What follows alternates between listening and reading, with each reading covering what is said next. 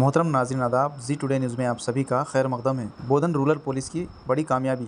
बोधन rural police और नार्कोटेक drug team के मुश्तरका कार्रवाई में बैनुल रियासती मंशियात रैकेट का भांडा फोड़ दिया गया है। महाराष्ट्र के सोलापुर हाईवे पर कार्रवाई के दौरान 30 किलो नशावर दवा अल्फाजोलम बरामद हुई, जिसकी मालियत तकरीबन 3 करोड़ रुपये बताई जा रही है। मुलजिमान का मकसद ये खतरनाक दवा टोडी डिपो के जरिए आवाम तक पहुंचाना था। इसके अलावा 12 लाख रुपये नकद, एक लग्जरी कार और 4 करोड़ रुपये मालियत फार्मा कंपनी भी जब्त की गई है। पुलिस ने इस रैकेट में मुलविस 6 अफराद को गिरफ्तार करके अदालती तहवील में भेज दिया है। जिला पुलिस कमिश्नर पी साई चैतन्य ने आवाम से अपील की कि मंशियात के खिलाफ पुलिस का साथ दे और नशा फरोशों के खिलाफ आवाज़ बुलंद करे, ताकि माशरा नशे की लानत से पाक हो सके।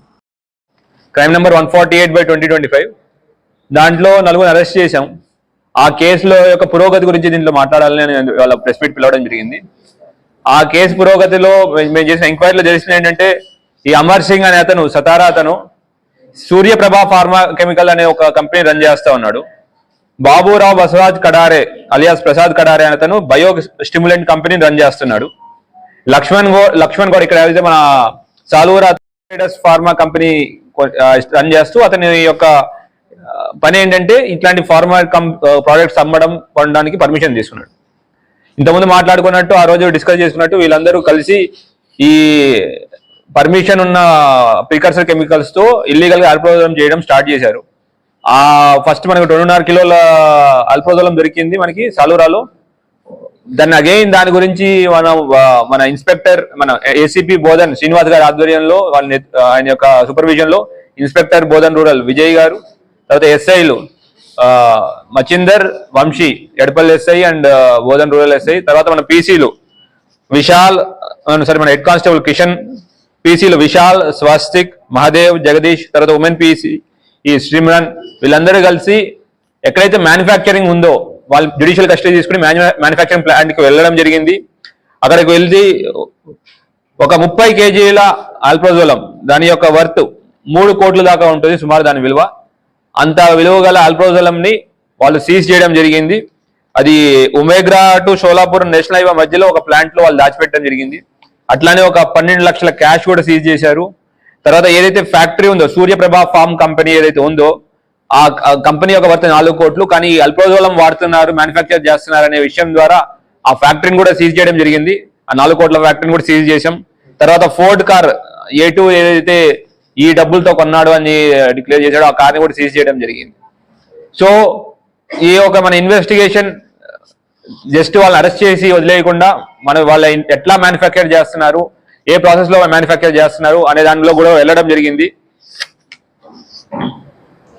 వాడు పారాక్లోరో నైట్రోబెంజిన్ అనే ఒక నార్మల్ అగ్రికల్చరల్ ప్రోడక్ట్ ఏదైతే ఉందో, ఏదైతే మన కెమికల్స్ మన ఫర్టిలైజర్స్ వాడతారో దాని నుంచి ఈ డిఫరెంట్ ప్రాసెస్ ద్వారా 4-5 స్టెప్స్ లో ఆల్ప్రోజోలం అనే ఒక నిషేధిత ఎన్డీపీఎస్ ప్రోడక్ట్ ని మ్యానుఫ్యాక్చర్ చేసి ఇక్కడ పేదవాళ్ళకి కళ్ళులో కలిపించి వాళ్ళని ఇట్లాగా ఈ మత్తు పదార్థాలకి బానిసలు చేస్తున్నారు. సో ఇటువంటి వారిని ఎట్టి పరిస్థితుల్లో మనం ఉపేక్షించేది ఉండదు. మన డ్రగ్ ఫ్రీ తెలంగాణ కోసం మన గవర్నమెంట్ చాలా కష్టపడతా ఉంది. పోలీసులు, టీనాబ్, డిఫరెంట్ వింగ్స్ చాలా కష్టపడుతున్నాయి. అండ్ ఒక ఇన్ఫర్మేషన్ ని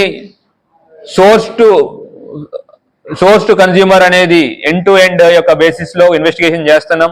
పట్టుకొని వదిలేయకుండా, వాళ్ళు మనకి అల్ప్రోజోలం దొరికిందని వదిలేయకుండా మన టీజీనాబ్ యొక్క టెక్నికల్ ఇన్పుట్, వాళ్ళ యొక్క కంటిన్యూస్ గైడెన్స్ తో మనం ఎక్కడైతే మ్యానుఫ్యాక్చర్ చేస్తున్నారో, ఎవరు చేస్తున్నారో, ఎలా చేస్తున్నారో అనే పద్ధతుల దాకా అక్కడికి వెళ్ళి ఆ కంపెనీలు సీజ్ చేయడం కూడా జరుగుతూ ఉంది.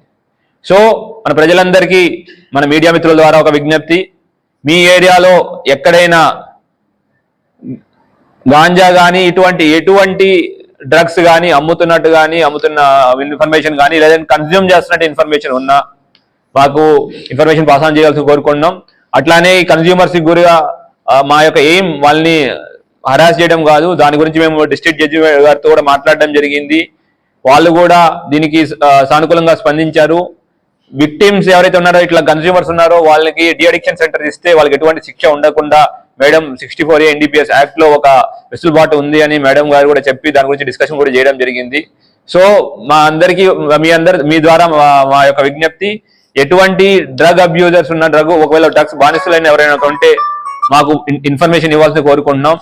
వాళ్ళని మార్చి మళ్ళీ మెయిన్ స్ట్రీమ్ సొసైటీలో తీసుకురావడానికి